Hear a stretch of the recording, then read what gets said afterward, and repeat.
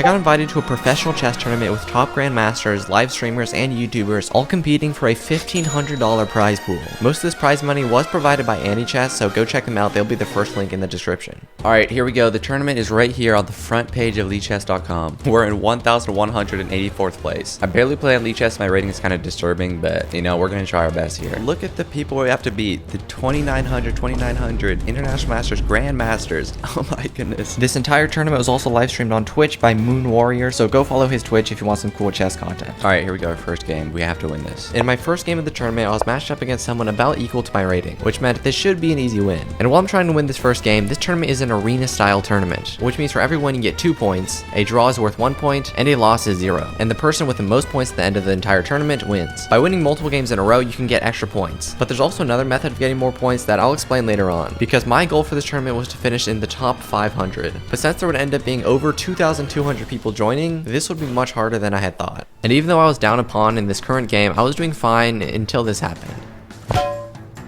I just blundered my queen. Alright, not off to a good start here. That was probably the worst start possible to a tournament, but the next game I knew what I needed to do. We're gonna berserk and see if we can still win. That's probably not a good chance, but this is the only chance we have of winning. And what berserking means is you give up half your time, and if you win the game, you get more points in the tournament. It is very risky to do, but since I lost my first game in depressing fashion, I needed to win this game to even have a chance in this tournament. My opponent was struggling to defend against my kingside attack here, and things were looking pretty healthy for me. And I don't think he could defend this pawn because his rook can't go over. Yeah, there we go. We have equal time now, so wait a second. This is a good move. Queen. Oh. Alright, now we jumped up to 292, so we're moving up in the world.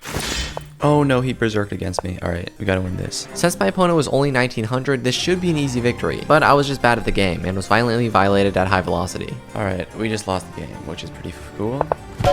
I was back down to 500th place in this tournament and had to berserk in this game to even have a chance to come back. Oh, we both berserked, alright. This opponent was also 1900, but since I hadn't done well against a 1900 in my last game, I wasn't too optimistic, until this happened. I just blundered a pawn, but he didn't see it. Instead, he blundered his queen. An easy victory. Alright, I think our only chance to get up in the higher rankings is to berserk. Since I was so low in the rankings, berserking was now the only chance I had of getting a better placement. We have to. But doing this every game and with so little time on my clock, I was really struggling to play good chess. Or maybe I can escape this. I don't know. I have like 2 seconds to my name. I have 12 seconds. I can win this maybe. I gotta move faster. I have 7 seconds. There's no way I'm winning this. Maybe I shouldn't have berserked. And in this endgame where I can literally win in 10 moves, I got a little bit too excited about pre-moving. No, I blundered. Oh my gosh. I could have got it. I could have. And this is where things started to go downhill, because even though I berserked and won the next game, alright, there we go. I followed that up by losing miserably. Alright. And this cycle of absolutely dominating my opponent, and we won, and then getting completely violated just continued. I'm gonna take that because until this particularly bad loss where I blundered my queen for no reason. I did blunder my queen, which means we're gonna resign. I knew I needed an actual plan, or I would have no chance of getting to the top 500, let alone even the top 1000. I realized that a lot of my problems would start to happen when I got low on time, so as long as I could fix that issue, I should be fine. Also, I would sometimes blunder in my openings, so I needed to fix that as well, which is what the sponsor of this video is all about. Lotus Chess is a chess opening learning app. All you have to do is put in your username for leadchess or chess.com, and it will collect all your openings you usually play. Now you just click on one, and it will walk you through step by step how to properly play that opening. It's basically Duolingo, but for chess. And they also have this feature called the crushing line, where it shows you traps and mistakes that players at your level actually fall for. So you can literally start winning games in under 15 moves, which is one of the coolest features on this app. They have so many more cool features, so their link will be in the description. Go check them out if you never want to blunder again in your openings. But anyways, back to the tournament, because my new strategy here was not to berserk anymore, so that I would have a lot more time and not blunder as much. And in this next game, instead of me being low on time and blundering, it was my opponent who was under time pressure and ended up blundering. There we go. He blunders his queen. Amazing. This was actually a certified W strategy because now I never had to worry about time, and my opponents were the ones getting violently violated. His bishop is now trapped, so that's very cool. That is a free knight as well. See what happens when you just focus? Yes, sir. And after another healthy win, I was in the top 500 players. But in order to stay there, I couldn't afford to lose hardly any more games. So naturally, I started off by losing this game. My opponent literally had less than a second left. He's definitely hacking. Luckily, I was still in the top 500, but I actually couldn't afford to lose any more games. So I locked back in and made my next opponent wish that he had never started playing chess. I mean, his life is over either way, but yeah.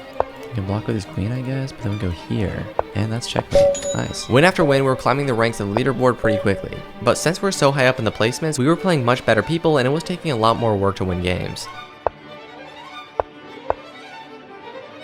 Easy win. Look at some of these pro players we're ahead of. I don't even know how that's possible. With only 12 minutes left in the tournament, I wanted to see just how high on the leaderboard we could get. But against these higher level opponents, I was struggling to get any wins. Alright, and we're losing to go.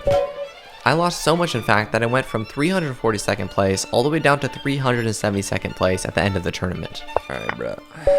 But look, we're above National Master, we're above V-Day Master, we're above Women International Master. We're above a lot of good players. We're like, everyone below me right now is above my rating. So I guess I did good for how I'm rated. All right, of course the first place person is a Grandmaster, but even so, our goal from the beginning was to be in the top 500, and I actually did much better than I had expected. Thanks for AnyChess for sponsoring the tournament, Lotus Chess for sponsoring the video, Moon, the owner of this Discord, for putting this tournament together. His Discord will be in the description as well. And if you want to join more stuff like this, join my Discord, also link in the description.